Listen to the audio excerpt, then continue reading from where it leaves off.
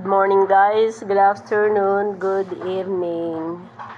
Welcome back to my channel, Bella and Bing. So, before I proceed, please subscribe and push the bell button so that you would have to be notified when I have a new videos. For today's video, nagre-replant ako guys ng mga succulent. May tiny succulents. Mga echeveria lang siya. Malalaki na kasi. Crowded na sila sa kanilang mga paso. So, hindi ko na videohan how I remove it sa paso. Ito na lang yung naalala ko. Just like that. Ang liliit pa ng mga ugat niya. Pero may ugat na siya at tuyo na yung pinakapuno niya. Kaya, mabubuhay na siya. Kasi may ugat na. Wag lang siya ng mababad sa tubig. Kasi, medyo tag-ulan na ngayon. Kaya, ayan, hindi ko sila masyado binabaon. Nakapatong lang siya. Ayan. Mag-add ng konting soil. Ayan, nakababad lang siya. Nakaibabaw lang siya, I mean. Ang liliit niya. Ang cute kasi. So, ay lumaki sila ng, ayan, ano yun. Ano ba tawag to? Nalimutan ko na. Sorry. Pero pamilya lahat sila ng echeveria. Ano lang, 3 klase siya. May ugat na siya, very tiny. Pero, enough na para mabuhay sila na mag-isa. Kaya yan, tinanim ko na lang siya. Sana bumilis ang paglaki nila kasi maganda yung itsura nila, parang bulaklak.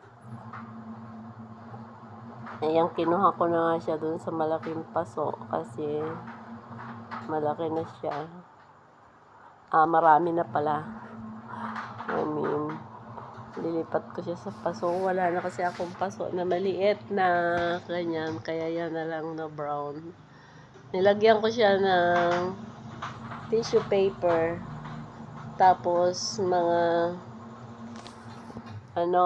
graba. Para hindi lumusot yung soil. So, ayan, graba muna yung nilagay ko. Tapos, saka na yung soil sa ibabaw. Ayan.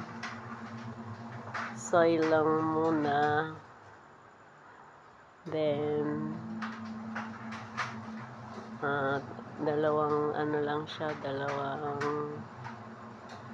dalawang sandok lang ng soil. Yan, maganda na, 'di ba? Maganda magtanim kasi ngayon, hindi pa masyado malakas yung ulan. Katamtaman lang, magda-dry pa sila. Kasi nung mainit naman, hindi din ako naglakas loob na replant kasi baka naman matuyo. Kaya ngayon medyo umuulan-ulan na ng konti. Although mainit pa rin.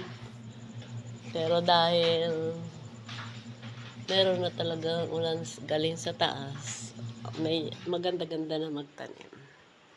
Kaya naisipan ko nang ilipat siya. Ayan, ang liit-liit pa niya. Pero may ugat na siya. Isasama ko na lang siya doon sa kapareho niyang variety. Kasi pag malaki-laki na siya, mas ililipat ko na lang ulit. Yan, tinatanggalan natin ng dry leaves. Pero, meron na siyang may ugat na siya na maliit. Kaya, mabubuhay na rin siya.